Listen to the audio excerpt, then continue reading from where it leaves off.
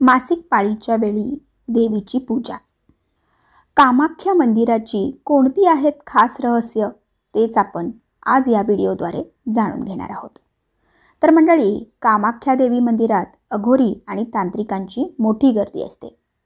कामाख्या मंदिर हे सर्व शक्तिपीठांचे महापीठ मानले जाते. या मंदिरासंबंधी काही खास रहस्य आता आपण आज या व्हिडिओद्वारे पाहूयात. तर मंडळी, गुवाहाटी येथे स्थित 51 शक्तिपीठांपैकी एक कामाख्या शक्तिपीठ अतिशय प्रसिद्ध आणि चमत्कारी आहे. हे मंदिर आसाममध्ये आहे. कामाख्या देवी मंदिरात अघोरी आणि तांत्रिकांची मोठी गर्दी असते. कामाख्या मंदिर हे सर्व शक्तिपीठांचे महापीठ मानले जाते. याचे रहस्य असे की माता सतीने आपला देह सोडला तेव्हा भगवान विष्णूंनी सती मातेशी असलेली भगवान शिवांची आसक्ती दूर करण्यासाठी आपल्या चक्राने सतीच्या शरीराचे 51 भाग केले. माता सतीचा योनी भाग कामाख्यात पडला होता. कामाख्या हे अतिशय शक्तिशाली पीठांपैकी एक आहे. येथे वर्षभर भाविकांची वर्दळ असते.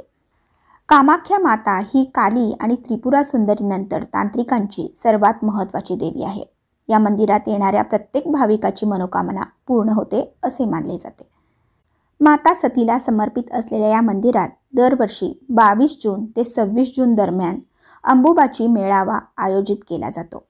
22 जून ते 25 जून या काळात मंदिराचे दरवाजे बंद राहतात. या काळात ब्रह्मपुत्रा नदीचे पाणी लाल राहते.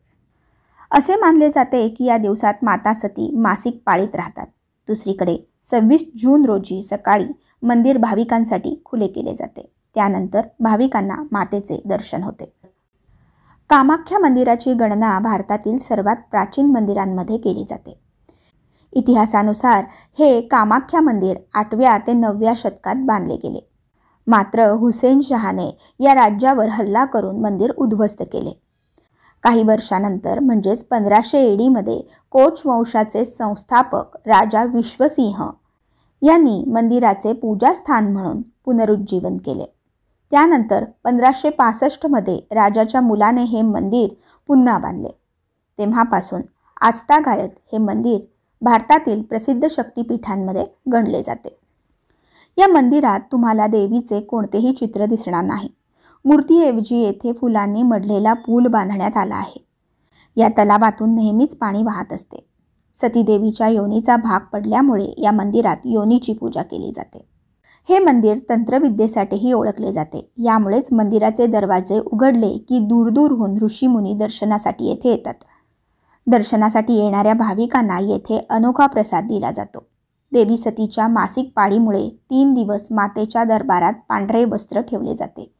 3 दिवसांनी कापडाचा रंग लाल झाल्यावर तो भक्तांना प्रसाद म्हणून दिला जातो. तर मंडळी, आशा करते तुम्हाला हा व्हिडिओ माहितीपूर्वक नक्कीच वाटला असेल. त्यामुळेच व्हिडिओला जास्तीत जास्त लोकांपर्यंत शेअर करून आपल्या या लिसन विथ पूनम या चॅनलला सबस्क्राईब करायला विसरू नका. धन्यवाद. श्री स्वामी समर्थ.